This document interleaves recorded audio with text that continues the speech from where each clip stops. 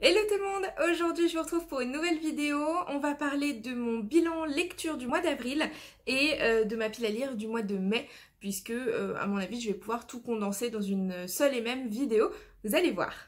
Ce mois d'avril, j'ai donc lu deux romans et une moitié de relecture de romans, je vais tout vous dire. J'ai d'abord attaqué par La Malédiction de Highmoor, publié chez Casterman. C'est un livre que j'avais trouvé d'occasion, je vous en avais parlé quand j'étais allée chercher La Reine sans royaume chez Gibert Joseph, qui s'appelle désormais que Gibert, je crois, aujourd'hui. Donc je l'avais eu d'occasion, un petit peu moins cher que prévu. Il me faisait très envie, du coup je l'ai attaqué tout de suite, dès que j'ai pu. C'est un bon pavé quand même, mine de rien, il fait presque 600 pages. Il fait 565 pages très exactement, donc effectivement on est sur un gros pavé. J'ai beaucoup aimé l'histoire, une histoire de malédiction, entre guillemets, de plusieurs sœurs, l'histoire d'une famille. C'est très sympa puisqu'on est sur une île, donc c'est assez agréable en termes de description. Et l'histoire est très sympa, on a beaucoup de plot twist, on a beaucoup de rebondissements et c'est assez cool à lire. L'auteur nous retourne le cerveau. Il y a quelques scènes un petit peu trash, du moins avec des descriptions de personnes qui sont mortes, et du coup voilà, ça peut un petit peu vous retourner si vous êtes un petit peu fragile en termes gore, etc. Après c'est pas hyper gore, mais on a quelques scènes assez détaillées, et parfois c'est un petit peu trop détaillé, mais ma foi c'était très bien. Moi j'ai vraiment apprécié ma lecture, j'ai beaucoup aimé cette histoire. Je crois que c'est un one shot, il me semble, et en tout cas moi j'ai beaucoup aimé, donc je vous le conseille à fond, La Malédiction de Highmoor. Ensuite, j'ai enchaîné par un livre qui n'avait rien à voir. J'ai enchaîné par La vie est un roman de Musso. C'est un livre que j'ai trouvé dans une boîte à livres, la boîte à livres de ma ville. Donc je l'ai pris là-bas et je vais aller le reposer. Je vais vous expliquer pourquoi. Au début, je me suis vraiment très prise dans l'histoire. C'était très sympa au niveau des 100 premières pages. Je crois qu'on est sur un roman qui fait 300, 340, 350 pages, donc assez sympa. Là aussi pour le coup il y a beaucoup de rebondissements, il faut suivre, il faut s'accrocher, parce que voilà, il y a un rebondissement qui fait toute l'histoire finalement. Comme je vous disais, j'ai beaucoup aimé le début avec l'histoire de Carrie et de Flora.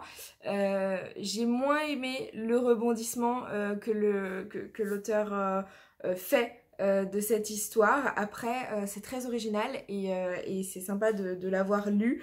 Maintenant, c'est pas un livre qui m'a marqué et que je veux à tout prix garder dans ma bibliothèque et que je relirai. Je suis contente de l'avoir lu, au moins je sais à quoi m'en tenir. C'était une bonne lecture, mais c'était pas fou. Si je devais le noter sur 5, je le mettrais à 2,5, 2, 3, grand max 3 sur 5. Voilà, c'est vraiment pas une lecture qui me marque des masses.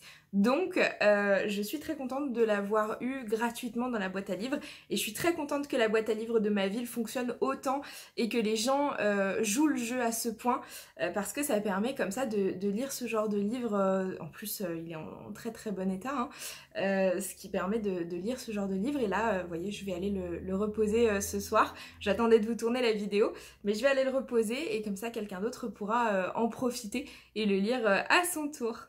Donc voilà pour ma deuxième lecture d'avril. Jusque là, si on reprend ma vidéo pile à lire d'avril, je crois que j'ai respecté ce que j'avais dit, c'est-à-dire La Malédiction de Highmoor et ce Musso-là très précisément. Donc très cool. J'avais dit après que je voulais me lancer dans une relecture parce que j'ai pas mal de tomes 2, 3, 4... de sagas que j'avais commencé et beaucoup apprécié, et j'avais donné l'exemple d'Aurora Squad et donc avec le tome 2 qui est sorti. Au final, je suis restée sur mon idée de relecture pour pouvoir lire enfin les deuxièmes tomes et troisième, quatrième évidemment, mais je suis pas partie sur Aurora Squad. Regardez ce que j'ai choisi. Tada! Je suis partie sur Kéléana. J'avais très envie de le lire et en fait je savais pas, enfin de le relire du coup et de découvrir la suite. Je savais pas quoi choisir entre Aurora Squad et Kéléana. Du coup je vous ai fait une petite story sur Insta. N'hésitez pas à me rejoindre sur Insta, @conseil d'une amie comme d'habitude, parce que je vous fais quelques sondages quand j'ai besoin de vous. Et là typiquement je savais vraiment pas par quoi commencer ces relectures.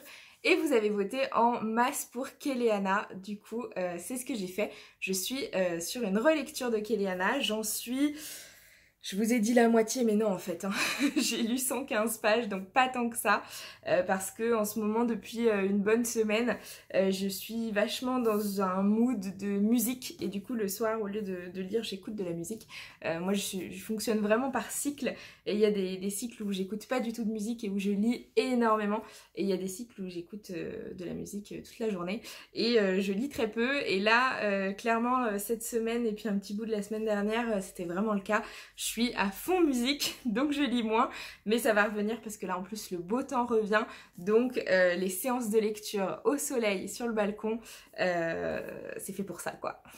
Donc une petite partie de lecture de Kéléana, et donc ça m'amène à la pile à lire du mois de mai, puisque en toute logique je vais terminer cette relecture du tome 1 et je vais surtout enchaîner avec le reste. J'avais demandé à ma maman pour Noël de m'offrir la suite, donc le tome 2 et le tome 3. Je sais que le tome 4 est sorti en 2 parties, donc en 2 livres. Je ne l'ai pas encore en ma possession parce que il faut d'abord que je lise tout ce que j'ai, mais quand j'aurai terminé donc ma relecture du tome 1 de Kéléana, l'objectif ça va être de lire le tome 2 et le tome 3. Voilà, comme ça au moins je serai un petit peu plus à jour et pourquoi pas enchaîner en m'achetant le tome 4 première partie et deuxième partie, que je puisse un peu être à jour de tout ça. Je sais pas en combien de livres la saga Kéléana est prévue. Je sais pas si elle se termine à la fin de ce 4e livre, je ne crois pas, mais il faudrait confirmation. Donc mon objectif du mois de mai, je pense, ça va être de binge lire. Ça va être de lire en masse les tomes de Kéléana pour pouvoir avancer dans cette saga. Je pense pas faire grand chose d'autre. À la rigueur, si je réussis enfin à acheter la fin de Blue Flag, donc il me manque 3 tomes, pourquoi pas couper un peu mes lectures avec des mangas ou avec Heartstopper 4, comme d'habitude je le cale au cas où. Ça me permettrait de faire une pause dans les Kéléana, mais ça je suis pas sûre du tout. Donc voilà, mon pronostic pour mai, ça va être oui de lire déjà les 3 que j'ai là, donc finir Kéléana tome 1 en relecture, lire le tome 2, le tome 3 et pourquoi pas un roman graphique ou un manga avant d'attaquer le tome 4.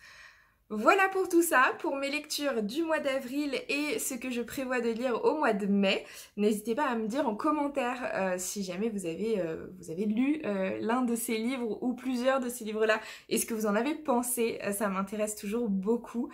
Moi pour l'instant je suis ravie de mes lectures, je vous dis en dehors de La vie est un roman de Musso, tout le reste c'était vraiment, c'est vraiment top.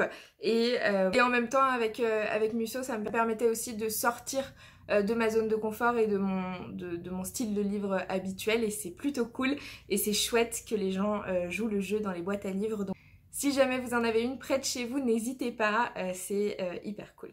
Je vous remercie d'avoir regardé cette vidéo jusqu'à la fin. Je vous invite à venir sur mon compte Insta pour pouvoir voir toutes mes stories et puis échanger avec moi quand ça vous tente. N'hésitez pas à lâcher un commentaire comme je vous le disais, à mettre un like si la vidéo vous a plu, à la partager. Et puis moi je vous retrouve très très vite dans une nouvelle vidéo. Ciao!